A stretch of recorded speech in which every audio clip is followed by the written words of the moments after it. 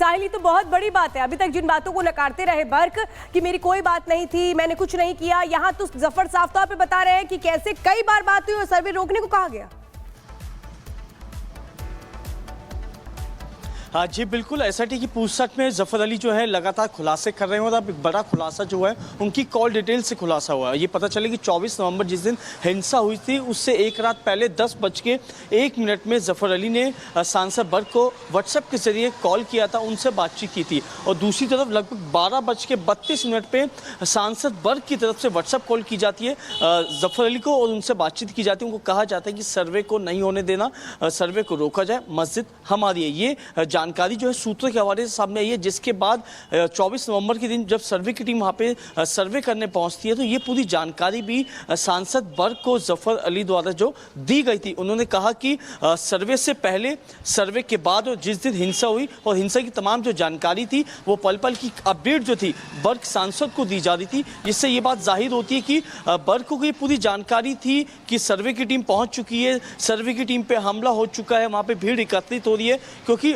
पूछताछ में ये बात भी खुलासा हुआ है, जफर अली ने बताया है कि भीड़ को इकट्ठा करने के लिए भी जो आदेश थे वो सांसद बर्क ने दिए थे और ये भी कहा था कि आप भीड़ एकत्रित करिए और जो आगे का जो निर्णय है वो आप ले सकते हैं। ऐसी जानकारी जो अब निकल के सामने आई है। इसके अलावा 24 नवंबर के दिन जब जामा मस्जिद इलाके में भीड़ एकत्रित हो रही थी, सूत्रों के हवाले से ये भी जानकारी निकल के सामने आई कि सांसद बर्क ने भीड़ में कुछ मौजूदा लोगों से व्हाट्सएप कॉल के जरिए बातचीत भी की थी। तो ये तमाम जो खुलासे हो रहे हैं इससे ये बात जाहिर है कि जफर अली और सांसद बर्क की लगातार बातचीत हो रही थी। सर्वे से एक रात पहले भी बातचीत होती है। ये बहुत बड़ी बात है कि कैसे बर्क ने ये कहा था कि ये कह दो कि पुलिस की गोली से मौत हुई है, यानी कैसे ये पूरी प्लानिंग थी, साजिश थी। साहिल, आप बने रहिए हमारे साथ। तो संभल हिंसा जांच में नया मोड़ आ गया है। गिरफ्तार जफर अली ने सनसनीखेज खुलासा किया है। सूत्रों से मिली जानकारी के मुताबिक जफर अली ने संभल सांसद जियाउर रहमान बर्क को 24 नवंबर की हिंसा के लिए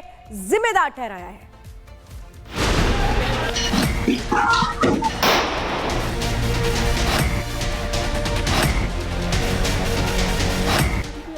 चौबीस नवंबर 2024 को उत्तर प्रदेश के संभल में किस तरह हिंसा हुई, किस तरह दंगा भड़काया गया, उसका सच सामने आने लगा है। हिंसा का एक और चैप्टर धीरे धीरे खुल रहा है। इस हिंसा के पीछे मास्टरमाइंड का खुलासा हो गया है। जी हां, संभल हिंसा का मास्टरमाइंड बेनकाब होता दिख रहा है। पहले विवादित ढांचे का सदर जफर अली पुलिस के शिकंजे में आया तो अब एक और नाम सामने आ गया है। नाम संभल के सांसद जियाउर रहमान बर्क का है, जिसका खुलासा एसआईटी के पूछताछ में खुद जफर अली ने किया।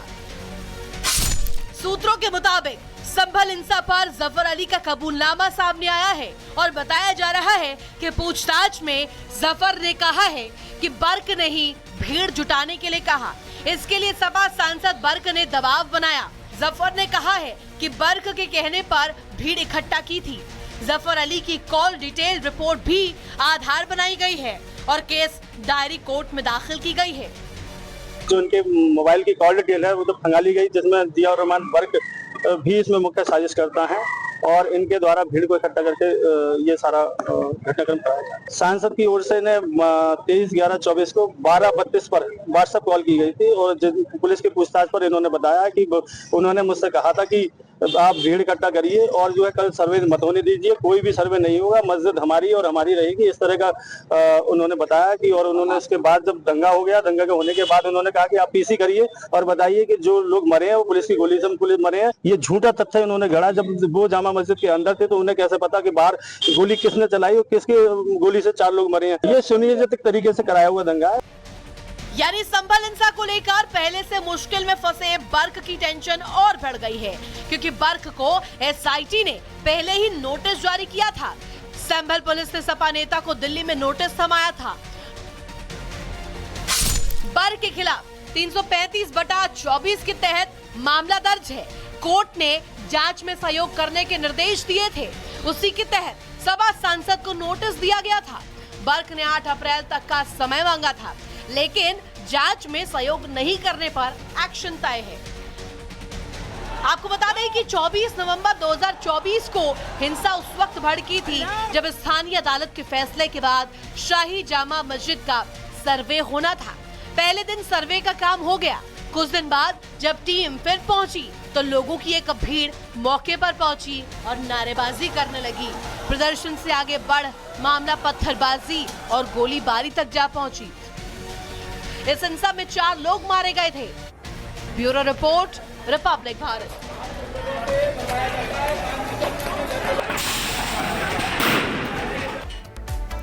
और आगे बढ़ते हुए अब बात रामनवमी उत्सव की करते हैं। रामनवमी को लेकर देश भर में अलर्ट जारी कर दिया गया है। शहर शहर पुलिस की तैनाती की गई है। ये तस्वीरें आप टीवी स्क्रीन पर देख रहे हैं। अलग अलग तस्वीरें, चाहे बात अयोध्या की हो, मध्य प्रदेश के भोपाल की हो, पश्चिम बंगाल की हो, बिहार की हो या झारखंड की हो, पुलिस की तैनाती बढ़ा दी गई है। संवेदनशील इलाकों में पुलिस फ्लैग मार्च भी कर रही है। अलग अलग शहरों की ये तस्वीरें आप देख रहे हैं जहां पर पुलिस की तैनाती है, फ्लैग मार्च किया जा रहा है। संभल की खास तौर पर बात करें तो संभल में भी फ्लैग मार्च की लगातार तस्वीरें आपको दिखाई। सीओ और एसपी की तरफ से पहले ही कह दिया गया है कि अराजक तत्वों को बर्दाश्त नहीं किया जाएगा, चाहे कुछ भी हो जाए।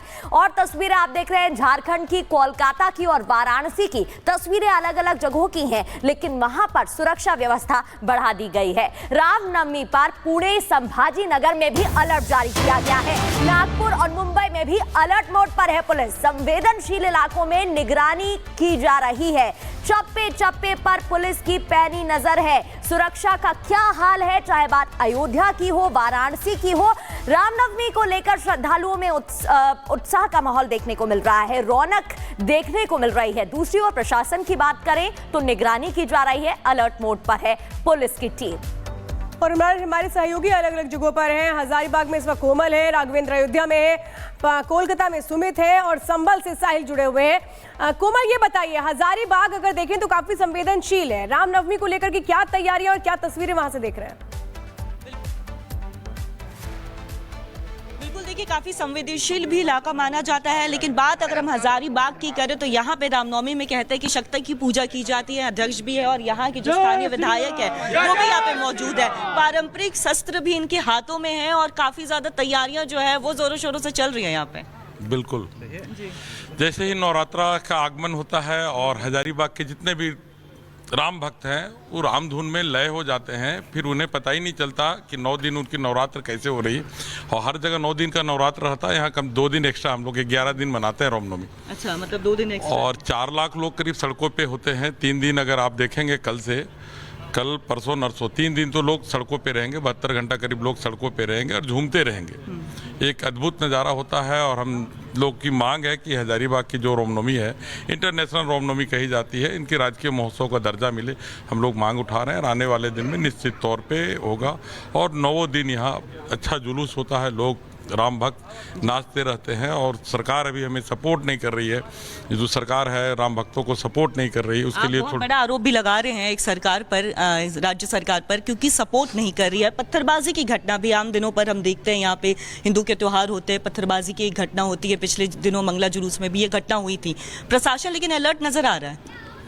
देखिए, अब अभी तो लग रहा है कि प्रशासन अलर्ट है, अलर्ट होना भी चाहिए, लेकिन राम भक्त अपने आप में सक्षम है, अपनी सुरक्षा खुद कर सकते हैं और शांतिपूर्वक और सौहार्दपूर्ण से मना भी लेते हैं। प्रशासन के चलते ही कहीं ना कहीं कुछ विफलता के चलते इस तरह की घटनाएं छोटी मोटी होती है, लेकिन इस बार रामनवमी अच्छे से होगा और सौहार्दपूर्ण माहौल से होगा। और लोगों से निवेदन भी कर रहे हैं कि नशा मुक्त रामनवमी हो और बढ़िया रामनवमी हो। ये हम लोग तो यहाँ पे दंगल का भी एक आयोजन जो है, आप अध्यक्ष और ये बड़ा अखाड़ा है, बेहद ही महत्वपूर्ण ये इलाका जहाँ पे अभी मैं मौजूद हूँ, ये हो जाता है।